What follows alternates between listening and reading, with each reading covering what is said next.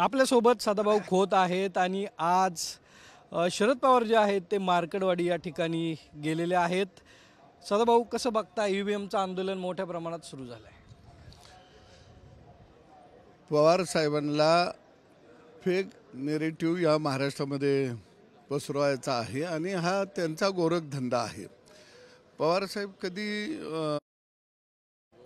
आपल्यासोबत सदाभाऊ खोत आहेत आणि आज शरद पवार जे आहेत ते मार्कडवाडी या ठिकाणी गेलेले आहेत। सदाभाऊ, कसं बघता ईव्हीएमचं आंदोलन मोठ्या प्रमाणात सुरू झालं आहे? पवार साहेबांना फेक नेरेटिव्ह या महाराष्ट्रामध्ये पसरवायचा आहे आणि हा त्यांचा गोरखधंदा आहे। पवार साहेब कधी खरं बोलले नाही आयुष्यामध्ये, कारण त्यांचं संपूर्ण आयुष्य कपट कारस्थानं करण्यामध्येच गेलं। कारण त्यांचा मुक्काम हा कट आणि कपट कारस्थान या गावामध्येच असतो। ते कधी सत्याच्या गावामध्ये राहायलाच गेलेले आहेत आणि ज्याने आयुष्यभर कपट कारस्थानं केली त्यांना सत्य कधी सापडणार नाही। आणि देवाभाऊनी याबाबत स्पष्ट सांगितलं की लोकसभेला आम्हाने 1.5 कोटी जनतेनं मतदान केलं, आमच्या जागा 9च निवडून आल्या। तुम्हाने 58 लाख मतदारांनी मतदान केलं, तुमच्या जागा 8 निवडून आल्या। काँग्रेसला 96 लाख मतदारांनी मतदान केलं, त्यांच्या जागा 13 निवडून आल्या। मग तिथं भाजपच्या जागा हा 1.5 कोटी मतदारांनी मतदान केलं असताना सुद्धा कमी का आल्या, याचं उत्तर आहे का तुमच्याकडं? आणि म्हणून मला वाटतं की हे आंदोलन राज्यव्यापी देशव्यापी करण्याचा प्रयत्न करत आहेत, परंतु जनता शहाणी आहे आणि जनतेचा हा खऱ्या अर्थानं अपमान आहे, कारण त्यांनी भरभरून महायुतीला महाराष्ट्रामध्ये मतदान केलं। संजय राऊतांकडून पण टीका व्हायला लागली आता। संजय राऊत, मी म्हटलं की या देशातल्या सगळ्या डुकरांना असं साफ ठेवायचं, स्वच्छ ठेवायचं असा जर एखाद्या सज्जन माणसानं निर्णय घेतला तर जगाला फॅक्टरी खोलायला लावल्या साबणाच्या आणि सोड्याच्या की डुकरांना साफ ठेवायचं आहे म्हणून, तर फॅक्टरीचा कच्चा माल कमी पडेल पण डुकरं कधी स्वच्छ राहणार नाहीत, ते घाणीतच जाणार।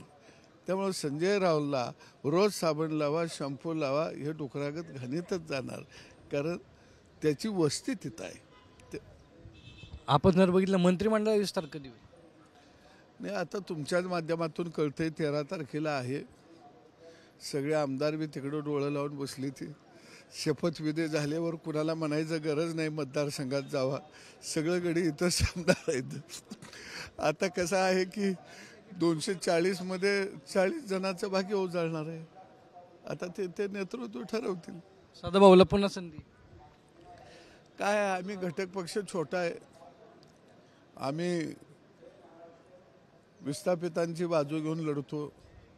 राजकारणामध्ये खऱ्या अर्थानं आम्ही आलो ती विस्थापितांच्या आशीर्वादानं आलो, प्रस्थापितांच्या विरोधामध्ये लढत इथं आलो। विस्थापितांना बी न्याय मिळावा अशी माझी अपेक्षा आहे। घटक पक्षाला भेटेल मंत्रिपद? आठवले तीच मागणी करतायत, एक मंत्रिपद पाहिजे, तुम्ही मागणी करताय। असं आहे, या आमच्या 3 मोठ्या पक्षांनी पहिल्यांदा घटक पक्षाची मंत्रिपदं बाजूला करावीत आणि मग राहिलेल्या मंत्रिपदामध्ये खऱ्या अर्थानं वाटणी केली पाहिजे। आता एकनाथ शिंदे साहेबांना सुद्धा हातकणंगले लोकसभा मतदारसंघामध्ये आम्ही ताकदीनं मदत केली। काही तिन्ही बी आता आमचा पैरा फेडायसाठी बाबा तिघंही एकत्रित बसूया आणि घटक पक्षांचा बी पैरा फेडूया। पण गावगाड्यामध्ये जर शेतकऱ्यानं दुसऱ्याचं शेत आपली बैल घेऊन नांगरलं तर तो त्याचंही शेत दुसऱ्याचं जुडीदाराचं नांगरून देतो, त्याला पैरा फेडायचं म्हणतील।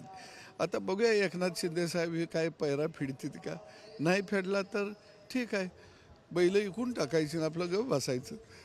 नाही, पण मग पंचायत समिती आहेत, जिल्हा परिषद आहेत, नगरपालिका आहेत, मग पेरा त्यावेळेस फेडणार का?